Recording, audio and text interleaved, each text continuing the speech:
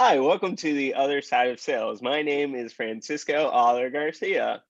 And I'm Ashley Early. Today we're going to be talking about having an attitude of gratitude. Well, minus the puns and rhymes, but today we're actually going to be covering gratitude and its impact on our life when we do it daily. And for me, this is something that a lot of people tell me that I'm good at. You're probably thinking, okay, this guy is just going to be talking about how great he is at things. But no, I'm going to be talking about how this transforms your life and the people around you.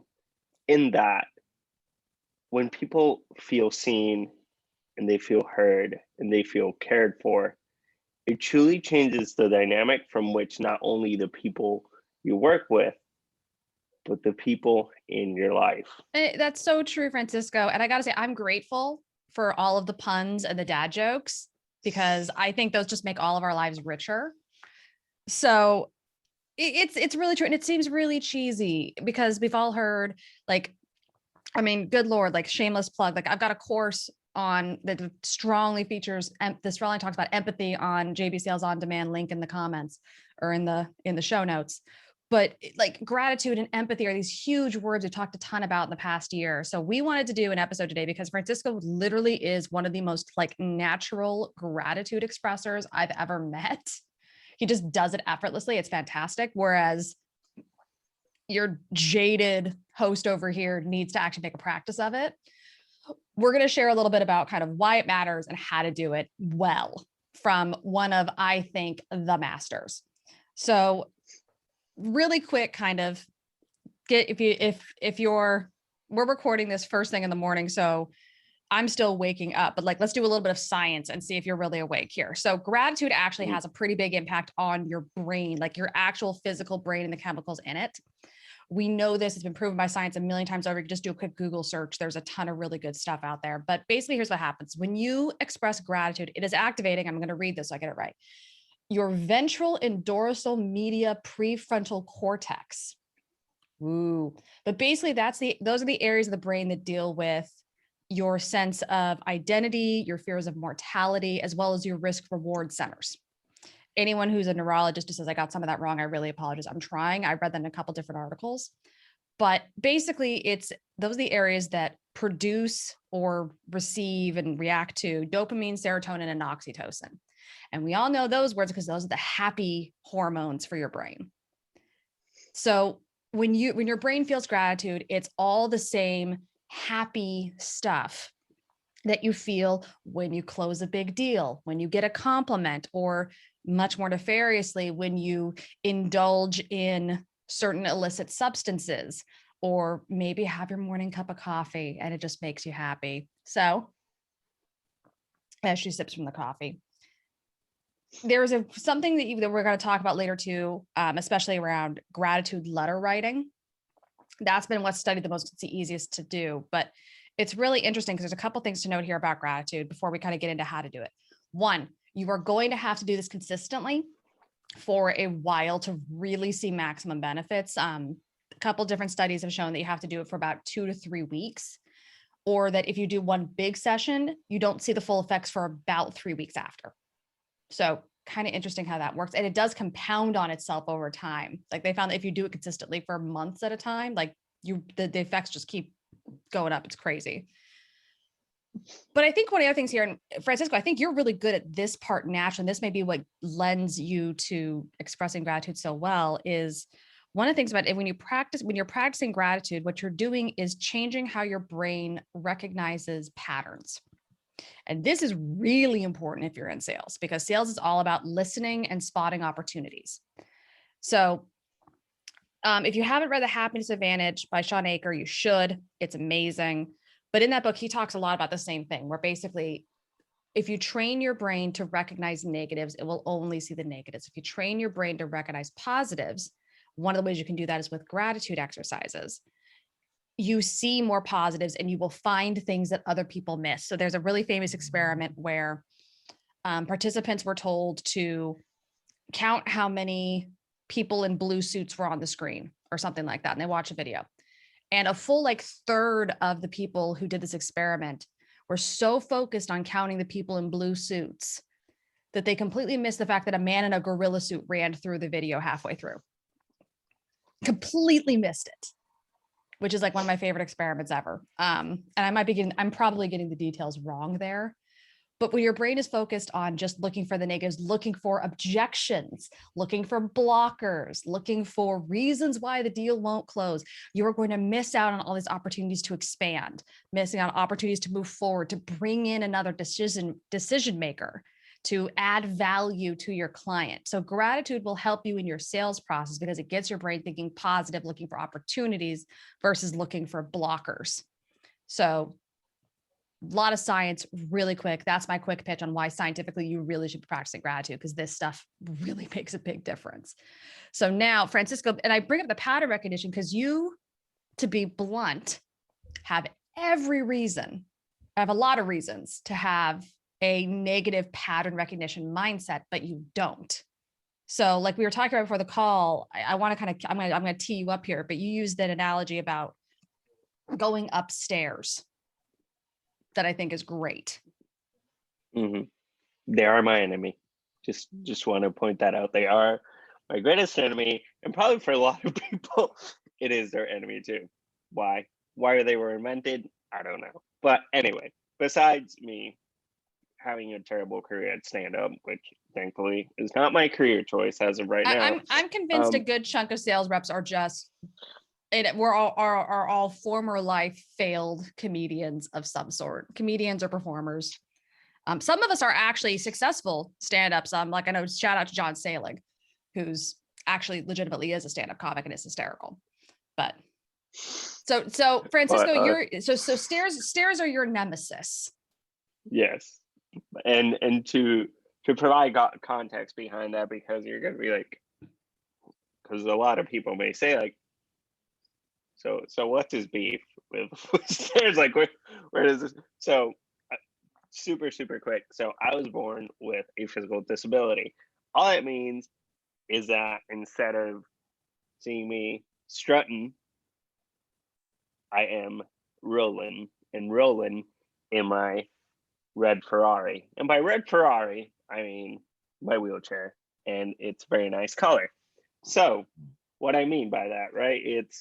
And you kind of start to see that perspective of gratitude, right? And how it has made my life, instead of saying, oh, I'm in a wheelchair, it's like, no, I'm in my red Ferrari wheelchair. And no matter where I go, I'm always on a roll, right? So that's how I'm going a little bit past. I'm going towards the outcome of being positive, right? I mean, the outcome of gratitude and positivity, but how that has manifested itself is that, I remember my first year of college back in August of 2012. I went to Thanks for making me feel old. I do what I can. I went to college in Rhode Island. From Puerto Rico, right? And if you know anything about weather, not that you need to know a lot about weather, is that Puerto Rico, warm, sunny, tropical, never seen snow. Rhode Island, snow 4 months a year. Blizzards, pretty much, yes. So, and what I remember is that, it was challenging, even for this person that you can hear is like an energizer bunny, like full of energy. He really is. Through this, like, it wasn't easy. Like, and my first semester, like, I can tell you, sometimes like each day just felt like a challenge to get through. But when I reached, I think it was around Thanksgiving, I was like, you know what? Like, yeah, this has been a challenging year, but I've made amazing friends and I've met amazing people who have made me feel that being me is the most awesome thing that I can be. So how can I express that, right? I'm not here right now because I'm with my family. So I just picked up my phone and I started like writing like notes of gratitude, somewhere longer, somewhere shorter. But in essence, it just like said a person's name, mentioned a moment or two that I shared with them, something that I admired about them, or really I felt spoke about our friendship, and thank them for being them, right? And you can do gratitude notes, you can do voice memos, right? Make it easy for you. If you don't write, don't start writing, because then, I mean, not that don't start writing, but know that this isn't the only way in which you pick whatever method is easiest for you to start doing this. Don't make it, this isn't about sitting down and writing full page handwritten notes to somebody. This is about those little moments. And so whatever is easiest for you to create those moments. I mean, heck, I don't know what you kids are doing today. Do a TikTok or something. Whatever makes sense for this stuff, do it. I'm a millennial and I don't even use TikTok, but that is besides the point. Anywho, I need to use TikTok. Which we may cover at some point, is we'll deal with that later. We'll get someone on to teach us TikTok. Yeah. And we'll be grateful for that. And so I did it that first time, right, during Thanksgiving. And then I did it the day before Christmas. Then I did it in New Year's. Then I did it in Easter, right? So, and this has become a habit of mine, like that every single like major holiday of sorts, what I do is I take time to reflect on my life, to reflect on the people, and to reflect on what they help me discover or what they help me tap into. And I tell that to people because, like, especially just in our time, to get like this random like paragraph or even short note of gratitude, people can be like, so what are you trying to get from me? But I want to change that perspective, and that's why I do it, right? Like, either through notes or through, we have this system at where I work. It's called like high fives, right? So every week, like I set aside an hour to send high fives to people. And it could be either that we just had a great chat, that they helped me troubleshoot something or figure out something, or just like, it can be the most minimal of things, but expressing that gratitude is amazing, right? Because it's one of those things that not only impacts the receiver, it impacts the giver. And there are not a lot of things in life in which, at the end of the day, it's free, but its impact is massive. So let's talk about what's Francisco's guide to a good gratitude high five note? Like, what are the kind of, break it down for us, as we're salespeople, we need a formula. What's Sure. Francisco's formula for gratitude? I think one is the name. Please, as much as you may want to do hi there, copy something very generic that can kind of speak to different things, do not do that. People will notice very quickly, because people talk to people, especially if you do it at the place you work. So do not do that at all. So just context behind that. So the first thing that I do is I say hi, first name. Then the next part is talking about a moment we shared, right? Like, hey, like, I really love this meeting we had on April 23rd, and that we covered X, Y, and Z. This really impacted me in this way, right? Like, try and find a way to make the other person a hero. That's kind of my perspective as I'm writing this note. I'm like, how can I make this person feel like a superhero? So that's that part, right? Like, what was that moment in time? Because that's specificity, and specificity is truly royalty when it comes to honestly, writing anything. I gotta say, I'm laughing a little bit here, because the way I'm hearing you describe this is actually a reasonably common formula for giving feedback, just straight feedback, like even constructive feedback. It's always specificity, details. We were here this day, this time, you said X, I said Y, boom. And then how that impacted me was, or the impact of that was. The only difference, I think, between constructive feedback and gratitude is how that impacted me. And exactly, that's fascinating. I never drew that connection between gratitude and feedback, and it really is remarkably similar. But I think that's a good kind of breaking it down framework and specificity, good Lord, specificity. So important. You know, and here, this is another question. So we talk about doing this regularly. How important is it to do it quickly, do you think? Quickly in terms of like right here, right now, or quickly in terms of like how many people can I hit? Just to kind of like shape my, you know, because there's different perspectives. Yeah. Okay. So when it comes to speed. So like temporal closeness. So how close to the actual event? Like if somebody says something that meant a lot to you, how important is it? Like, do you think that the gratitude is stronger, the impact is stronger if you do it immediately or if you do it 6 months, a year, 10 years later? So I kind of go for a method of both, right? Both in terms of, because people, sometimes we have short memories, right? Like we tend to remember more our failures more so than our victories. So, and the reason why I say that, right, is because we should make it context. However, this is something that I do. So anytime I do a meet and greet or like this random meeting with somebody at work that I haven't met because I work in a remote world, one of the things that I do is like after that phone call, I record a 1-minute video, a thank you video, and I send it to that person. And what I've noticed is exactly that. It's like the quicker I send it, the more likely I am to get a response. I mean, if I send it a week later, because I preface it by saying like, here's a thank you note, almost 99.9% of the time I get a response. Sometimes I have to know, just like, hey, I know your day's super busy, you may be going through a challenge, but I promise you, take a minute to watch this and it'll make your day. And they always say I do.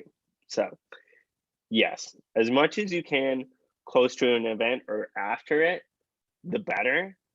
But if you can work it consistently, right, whether it be weekly or monthly or quarterly, whatever is your workflow, right, like at the end of the day, do something that feels natural and organic to you, because I think that's what makes it resonate even more, right? And that's what people remark about me, is I do it consistently, but people, because they know I do it consistently, they know that when I write a note to them, I'm not trying to get anything out of it. I'm just being me. And I always try and end the note by saying like, thank you for being you, or doing some variation of that.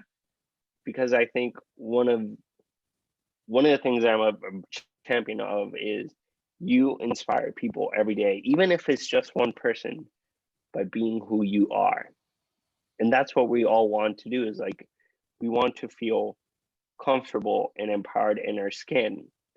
And if I can be a proponent and champion of that, then that's what I'm going to do. And we can all be that. So true. And I think that's a good point too, like having the gratitude be something, tying it to who they are as a person. This shows me this about you.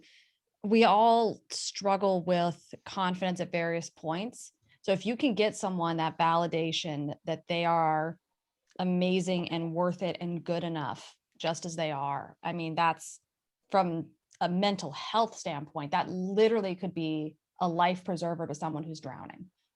So that's super important. And kind of just balancing a little bit, not just on the doing it quickly thing. I think there's also something to be said for being reflective and looking back, because sometimes you don't realize the important moments in the moment. I'll give you guys a story here. We've interviewed Andre David Anderson on the podcast before. And I've shared that story during that about how influential he was on my career. I had no clue how influential he would be in the moment when he did a couple things for me early on. And I did on LinkedIn, I did a series of posts in, I think it was February, maybe it was March. I'm losing track of time because of life is weird. But I did a series of posts for Black History Month. I should know what month that is. I'm embarrassed I don't, but honestly, my brain's just not functioning at the moment. And basically what I did was, for like a week or two, I did nothing but share profiles of Black sales pros that other people should follow, because they should. There's not enough diversity in feeds on LinkedIn. And I tagged Andre in one of them. And I shared the story again around how literally he gave me my break, as it were, in my career. And he wrote me this lovely letter saying how much he appreciated. He had no idea the impact he really had. This was, no joke, 10 years ago. But knowing that I can reach back and say, hey, no, do you realize what a big deal this was for me? And to have him go, wow, I had no clue. Like, there's something to be said for being reflective, then reaching back out to people who were huge influences on you, or who did little things maybe in the moment you didn't really realize. And just saying, hey, thank you, can be incredibly powerful for people in your lives and whatever. So I think there's something to be said for both sides. One, doing it quickly, regularly in the moment, but then also occasionally being reflective. Like thinking about, like anytime, like I did that post because I remembered an interaction with him. And I was like, I never thanked him for that. I really should, like, I might've done something really quick in the moment, but like, I never really was like, do you realize what you did for me? So, and this was just by writing, for the record. This was just literally just doing an intro. He just introduced me to the right company at the right time and got me the right job. Super, a huge deal, but at the same time, not really. It probably wasn't a ton of work for him. So it's an interesting thing. So we've talked about why gratitude's important, what it does to your brain, how to formulate it, and when to do it. And I don't normally give you guys homework assignments, but I'm going to jokingly give you guys a homework assignment. I encourage you to go share something either directly, personally, or post on LinkedIn and share somebody who had an impact on your career, somebody who helped you get to where you are, or who gave you a start. And they don't have to be another sales pro. They could be a college professor. They could be a teacher, a parent. I know Francisco and I are very close to our parents. We would not be where we are without them. But it's not just about sharing for the sake of all the good stuff it does for you. It's good for them as well. So I hope for your sake that you can find a way to express some gratitude today. We'd love to hear about it. Please don't tag us in your gratitude post, because that's not what this is about. But please do share them with us. Feel free to DM them to us or something like that. It's great to see those sort of interactions from you guys. We'd love to see that. But hit us up. You can hit us up on LinkedIn, Other Side of Sales, on Twitter at OSOS_pod, on Instagram at Other Side Sales on Instagram. And then Francisco and I are also on Twitter and Instagram as well, so you can find us pretty easily. But thank you for listening to another episode of The Other Side of Sales, and we will see you next time.